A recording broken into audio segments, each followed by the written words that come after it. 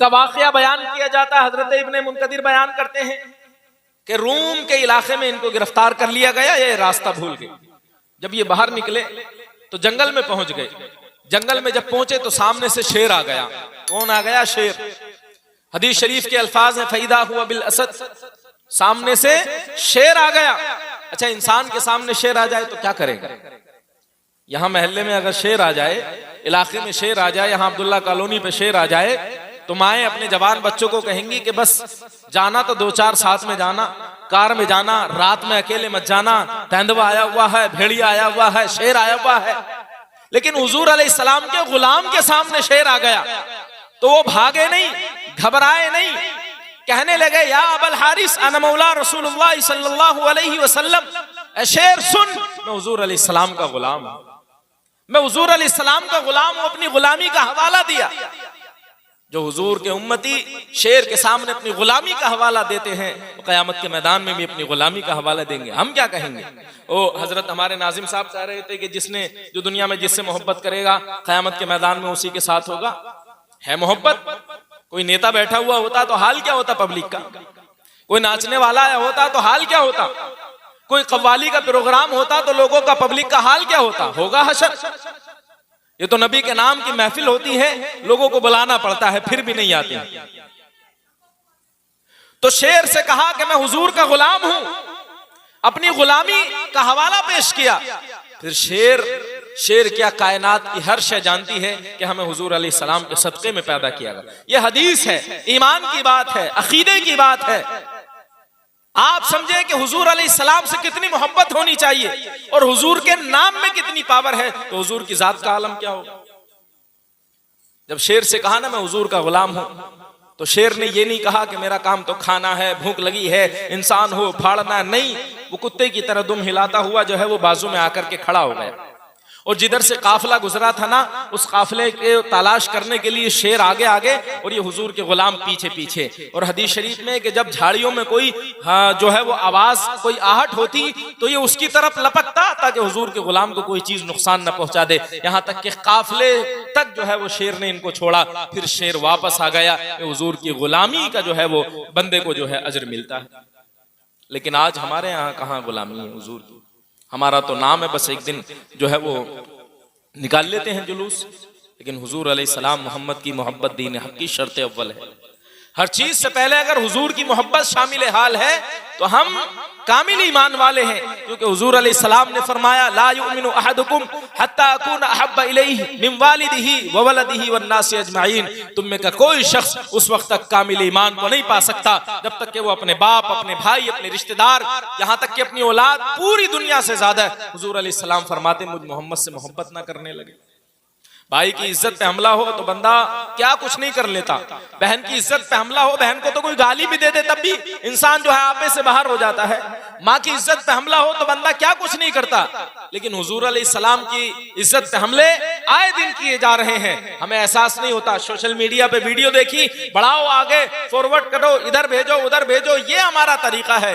इस पर एक बात याद रखें, अगर कोई इस तरीके की पोस्ट आए तो जो कानूनी कार्रवाई आप कर सकते हैं वो करें, इधर उधर भेज कर ना करें। अरे आप बताओ, आपके माँ को कोई गाली दे दे तो आप चारों तरफ ग्रुप में भेजोगे कि हमारी माँ को गाली दी है? नहीं भेजोगे ना, क्योंकि जो उसको सुनेगा आपको लगेगा यार बेइज्जती होगी। तो हुजूर की इज्जत माँ से ज्यादा है, हुजूर की इज्जत बाप से ज्यादा है। और हमने तारीख को ना सुना ना पढ़ा, इसीलिए हमारे हालात हैं। आप देखें जब हुजूर अलैहिस्सलाम ने ऐलान नबूवत किया, मक्का वालों ने आपका अरसा हयात तंग कर दिया, चारों तरफ से दुश्मनी पर उतर आए।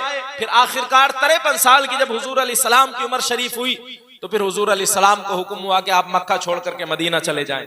हुजूर अलैहिस्सलाम और हुजूर के सहाबा मक्का छोड़ करके मदीना के लिए जब चले, आप अंदाजा लगा सकते हैं कि मक्का में सब पैदा हुए। हजरत अबू बकर, हजरत उमर, हजरत अली, हजरत उस्मान गनी, हजरत अब्दुर्रहमान बिन औफ, हजरत दूसरे तमाम ये सहाबा, खुद हुजूर अलैहिस्सलाम, ये सब मक्का में पैदा हुए। कारोबार मक्का में, घर मक्का में, मकान मक्का में, बागात मक्का में, सारा जो है तिजारत का सामान सब कुछ मक्का में। दीन के लिए सब कुछ छोड़ दिया एक ही लम्हे में। हुजूर अलैहिस्सलाम ने फरमाया मक्का छोड़ना है तो किसी सहाबी ने ये नहीं कहा या रसूलल्लाह 2 दिन का टाइम दीजिए, वो जरा मैं पेमेंट ले लूं। किसी सहाबी ने ये नहीं कहा कि मैं बाग का सौदा कर दूं, मकान का जो है किराया ले लूं। नहीं, जब हुजूर अलैहिस्सलाम ने फरमाया मक्का छोड़ करके जाना है, तो सबने कहा लब्बैक या रसूल अल्लाह, हुजूर हम हाजिर हैं, ये सब कुछ, हमारी जान, हमारा माल, हमारी दौलत, सब कुछ कुर्बान है। सारे के सारे मक्का छोड़ करके मदीने की तरफ चल पड़े, कारोबार छोड़ा, घर बार छोड़ा, सारी चीजें छोड़ दी, हिजरत करके मदीना पहुंच गए। हजरते उम्मे सलमा का सफर मैं आपको सुनाना चाहता हूं। हजरते उम्मे सलमा हुजूर अलैहिस्सलाम का कलमा पढ़ लिया है, सहाबियां हैं, इनके शोहर हैं अबू सलमा, वो पहले ही जा चुके हैं हिजरत के लिए। खवातीन इस बात को तवज्जो के साथ सुने कि एक तरफ हुजूर की मोहब्बत है और एक तरफ उन घर, एक तरफ हुजूर की मोहब्बत और एक तरफ औलाद। हुजूर की मोहब्बत एक खातून के लिए कितनी अहम होती है, और हो भी क्यों ना, क्योंकि जब बच्चियों को जिंदा दफन किया जाता था उस वक्त हुजूर अलैहिस्सलाम ने फरमाया कि बेटी अल्लाह की रहमत है। हुजूर अलैहिस्सलाम ने फरमाया किसी के पास 2 बच्चियां हो, परवरिश करे, उन्हें बोझ और भारी ना समझे अपने ऊपर, और इज्जत के साथ उनकी रुखसती कर दे। तो हुजूर अलैहिस्सलाम ने अपना हाथ उठाया, उंगलियों को मिलाया और इरशाद फरमाया कि जैसे मेरी उंगलियां मिली हुई हैं वैसे वो मेरे साथ जन्नत में जाएगा। कितना बड़ा इनाम दे दिया, जन्नत ही में नहीं जाएगा बल्कि मेरे साथ जाएगा, मेरे साथ जाएगा। इतना बड़ा इनाम। जिस समाज में बाप के मरने के बाद माँ को मंडी में बेच दिया जाता था, सगी माँ को मक्का वाले, अरब वाले लोग, कुछ कबीले ऐसे थे, मंडी में बेचते थे और जो पैसे मिलते थे वो भाई बांट लिया करते थे। माँ को एक चीज समझा जाता था। हुजूर अलैहिस्सलाम ने फरमाया माँ के कदमों के नीचे जन्नत है। इससे बड़ा कोई मकाम हो सकता है? हम मौलाना साहब हैं, ये मौलाना साहब हैं, सारे लोग स्टेज पे बैठ के आप इज्जत देते हैं, लेकिन हम सब तमाम की भी जो है वो जन्नत माँ के कदमों के नीचे है। कितने बड़ा मुफ्ती हो जाए, कितना ही बड़ा मुहद्दिस हो जाए, उसकी भी जन्नत उसके माँ के कदमों के नीचे है। और जरूरी नहीं है कि माँ जो है राबिया बसरिया हो, फातिमातुज़ ज़हरा हो, नहीं, माँ कैसे भी हो, औलाद की जन्नत उसी के कदमों के नीचे है। माँ अगर बुरे काम करेगी तो वो भुगतेगी सजा, लेकिन औलाद की जन्नत उसी की खिदमत में है। माँ अगर शिर्क का, कुफ्र का हुक्म देगी तो उस पर तो अमल नहीं किया जाएगा, वरना हर हाल में माँ बाप की फरमाबरदारी की जाएगी। ये माँ को मकाम किसने दिया? हुजूर ने मकाम दिया। तो एक औरत को अगर ये पता हो कि मेरा शोहर हुजूर के आने से पहले ये हाल था कि जो है वो जुए में जो है वो बीवियों को लगा दिया जाता था, और बच्ची पैदा होती थी तो औरत को मनहूस समझा जाता था और बच्ची को जिंदा दफन कर दिया जाता था। कोई आदमी इंतकाल कर जाता था तो औरत को जिम्मेदार ठहरा के मंडी में बेच दिया जाता था। ऐसे हालात थे। ऐसे हालात में हुजूर ने इतना बड़ा मकाम और मर्तबा दिया। हुजूर की वजह से इज्जत मिली कि नहीं मिली? तो एक औरत कभी जो है हुजूर से अपना रिश्ता नहीं छोड़ सकती। एक औरत तो अपने नबी को रोजाना याद करेगी, और याद करने का बेहतरीन तरीका है कि रोजाना पाबंदी के साथ हुजूर अलैहिस्सलाम पर दुरूद व सलाम पेश किया जाए, हुजूर पे दुरूद पढ़ा जाए, कम से कम ज्यादा ना सही 313 मरतबा ही सही। रोजाना हुजूर पर तवज्जो के साथ सोने से पहले एक मरतबा वो मंजर याद करके जो है वो दुरूद पढ़ा जाए। और हुजूर ने क्या इरशाद फरमाया कि तुम में का कोई शख्स अगर ये चाहता हो वो जन्नत में ज्यादा करीब रहे, उतना ही कसरत से मुझ पे दुरूद भेजे। एक मरतबा बंदा दुरूद हुजूर पे भेजता है, अल्लाह की दरस रहमतें उस पे जो है वो नाजिल हो जाती हैं। इतना बड़ा मकाम व मरतबा।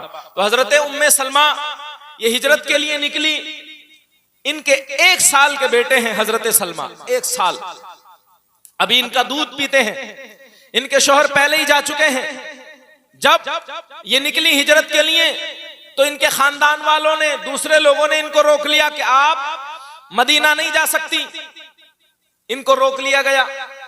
जब इनको रोका गया, अच्छा आप देखें कि शौहर की जुदाई के शौहर मदीना जा चुके हैं। 422-23 किलोमीटर के करीब जो है वो दूरी है मक्का से मदीना की। इतनी दूर जा चुके हैं, खबर भी नहीं कैसे हालात में होंगे, लेकिन हुजूर के साथ गए हैं ना, हुजूर के साथ गए हैं, हुजूर की मोहब्बत में गए हैं, हुजूर के पीछे पीछे गए हैं। इसलिए उन्होंने कोई शिकवा और शिकायत नहीं किया, बल्कि अपने 1 साल के बच्चे को लिया, घोड़ी पर सवार हुई, ऊंटनी पर, और चल दी। मक्का वालों ने उनको रोक लिया, नहीं जाने दिया।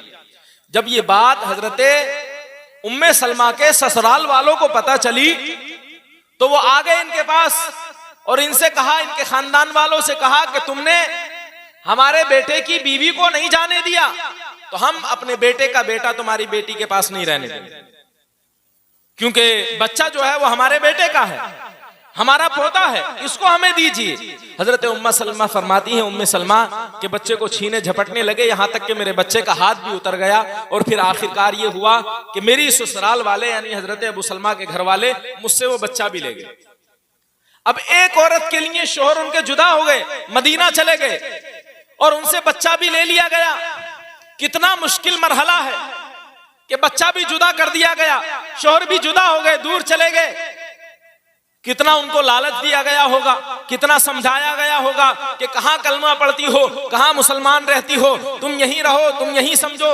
लेकिन हजरत उम्मे सलमा की तारीख और आपके वाक़या में लिखा है कि आप रोजाना सुबह से शाम तक मकामे अब्ता में, जहां आपसे आपका बच्चा और आपके शोहर जुदा हुए थे, सुबह को आती, ना कुछ खाती न पीती, शाम तक जुदाई में रोती रहती और शाम को कोई ना कोई वापस ले जाता। 1 साल तक आपका ये मामूल रहा, ना आपने इस्लाम छोड़ा, न दीन छोड़ा, न कलमा छोड़ा, न हुजूर की मोहब्बत छोड़ी, बल्कि फिर एक मर्तबा हजरत उस्मान बिन तलहा ने इनको देखा और इनके घर वालों को मलामत की कि इस बच्ची पे क्यों जुल्म करते हो, इसको जाने दो। तो फिर वो वहां से मक्का से जो है रुखसत होकर जो है मदीना पहुंची। आप अंदाजा करें कि सहाबियात ने कितनी बड़ी हुजूर अलैहिस्सलाम की मोहब्बत और हुजूर अलैहिस्सलाम का जो कलमा पड़ा है उसके लिए बच्चों की जुदाई, शोहर की जुदाई बर्दाश्त की और कितनी बड़ी कुर्बानियां दी, लेकिन इस्लाम को नहीं छोड़ा, इस्लाम को नहीं छोड़ा। तारीख में ऐसे वाकयात भरे पड़े हैं। हमारे यहाँ अगर रिश्ता मालदार घर से होना तो आदमी अकीदा नहीं देखता है, आदमी ईमान नहीं देखता है, आदमी ये नहीं देखता है कि इसके हालात क्या रहे हैं, नहीं, बल्कि मालदार है, बेटी हो या बेटा, चल जो है गुजरता है। सुनो, हजरत अब्दुल्ला बिन हुज़ाफा सहमी, इनको गिरफ्तार कर लिया रूमी बादशाह ने। रूम का बादशाह मतलब ये समझ लें कि दुनिया के बड़े हिस्से पर उसकी हुकूमत, बादशाह अपने वक्त का, दौलत की कोई कमी नहीं। उसने इनके सामने पेशकश की कि तू ईसाईयत कबूल कर ले, मैं तुझे आधी सल्तनत देता हूं, और सुन, अगर ईसाईयत कबूल करेगा तो अपनी बेटी का रिश्ता भी तुझसे कर दूंगा, शादी भी तुझी से हो जाएगी और आधी सल्तनत भी तुझे दे दी जाएगी। तो हजरत अब्दुल्ला बिन हुज़ाफा साहमी ने ये नहीं कहा कि आप तो बड़ा ऑफर कर रहे हैं, इसको मैं कैसे ठुकरा सकता हूं, देखो हालात भी ऐसे हैं, फ्री में सल्तनत मिल जाएगी, ईसाई दुनिया की बेहतरीन खूबसूरत लड़की भी मिल जाएगी। नहीं नहीं, बल्कि आपने ये कहा, सुन, आधी नहीं पूरी सल्तनत दे दे, और अपनी सल्तनत ही नहीं बल्कि अरब दुनिया को भी उसमें मिला ले, लेकिन इस तमाम के बदले पलक झपकने की देर बराबर भी मैं अपने नबी से बेवफाई नहीं कर सकता। ये एक नौजवान का ईमान होता है, ये एक मुसलमान का ईमान होता है। ईमान मुसलमान का चाय की प्याली पे नहीं बिकता है, पैसे पे नहीं बिकता है। जब कभी जमीर का सौदा हो दोस्तों, कायम रहो हुसैन के इनकार की तरह, जान चली जाए लेकिन जमीर नहीं बिकना चाहिए, क्योंकि हम जिस नबी का कलमा पढ़ने वाले हैं वो बहादुर नबी हैं, गैरतमंद नबी हैं, वो अजीम नबी हैं। उनकी शान क्या है? हजरत हसन बिन साबित फरमाते हैं, लहू हिममुन ला मुंतहा लिकबाइरिहा व हिम्मतुहु सुगरा अजल्लु मिन अद-दहरी, कि जो हुजूर की बड़ी बड़ी शानें हैं उनकी कोई इंतहाई नहीं है। अगर हुजूर की सबसे छोटी शान की बात की जाए तो वो ये है कि पूरी दुनिया हुजूर के मुकाबले में मैदान में खड़ी हो और हुजूर तने तन्हा हो तो फिर भी पूरी दुनिया हुजूर का मुकाबला नहीं कर सकती। और हुजूर अलैहिस्सलाम ने जब ऐलान नबूवत किया तो आपको मालूम था मक्का मेरे खिलाफ आएगा, अरब दुनिया मेरे खिलाफ आएगी, क्योंकि 360 को छोड़कर एक खुदा की इबादत करना, ये बात करना लोगों के लिए गिरा गुजरेगी। और हुआ ये कि हुजूर अलैहिस्सलाम को तमाम तरह की तकलीफें दी गई, लेकिन हुजूर अलैहिस्सलाम ने अपने उम्मती को ये पैगाम दिया, अगर आप हक के रास्ते पर हो तो ये तकलीफें आपका कुछ नहीं बिगाड़ सकती, आपकी मदद परवरदिगार करता है। रब तबारका व तआला ने मदद फरमाई, परवरदिगार ने इस्लाम को गलबा अता फरमाया।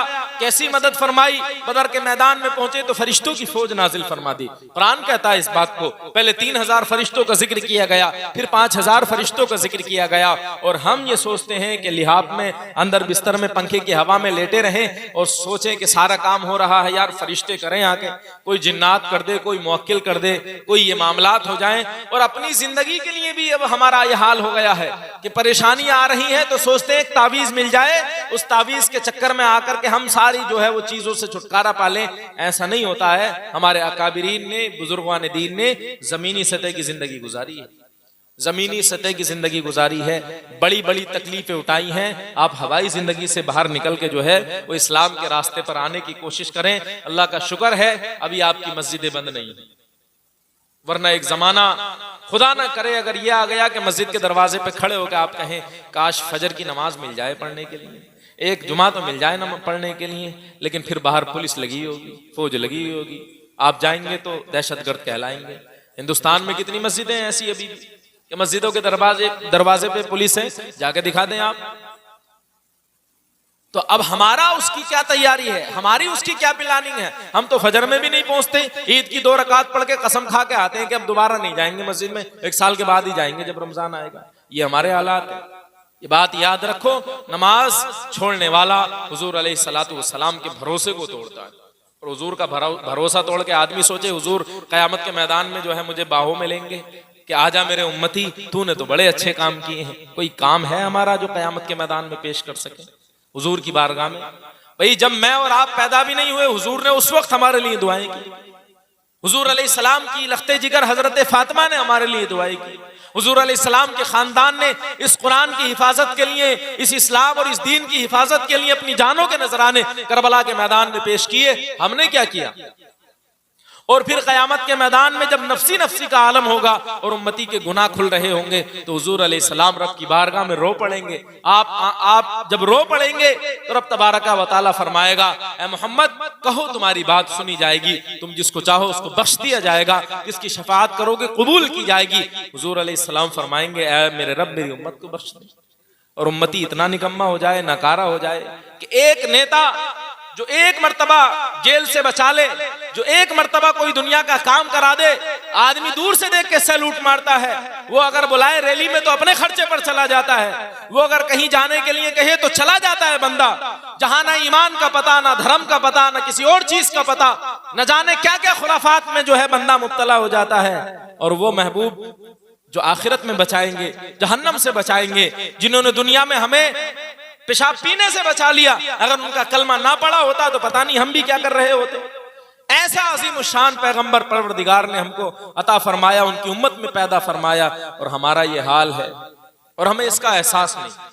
जब किसी काफिले को, किसी घरवाले को लूट लिया जाए और घरवाले के जो बंदे बचे हुए हों उन्हें ये एहसास होना कि यार हम लूटे थे, तो वो दोबारा खड़े हो सकते हैं, बदला भी ले सकते हैं। लेकिन जिन्हें एहसास ही खत्म हो जाए कि हम लूटे थे कभी, तो फिर वो दोबारा खड़े नहीं होते हैं। और याद रखो, जब बेहिस हो जाती है कौम तो फिर इनकलाब नहीं आते हैं, तब्दीली नहीं आती, फिर अजाब आता है। आप देखें, हमने सहरी की, सबने रमजान में इफ्तारी की, कई कई तरह के खाने होते थे, कभी तरबूज है, खजूरें हैं, खीरा है, और न जाने क्या क्या है, सेब हैं, संतरे हैं, शिकंजी है, अलग अलग तरह के खाने हैं, गोश्त है, बिरयानी है, न जाने क्या क्या चीजें थी।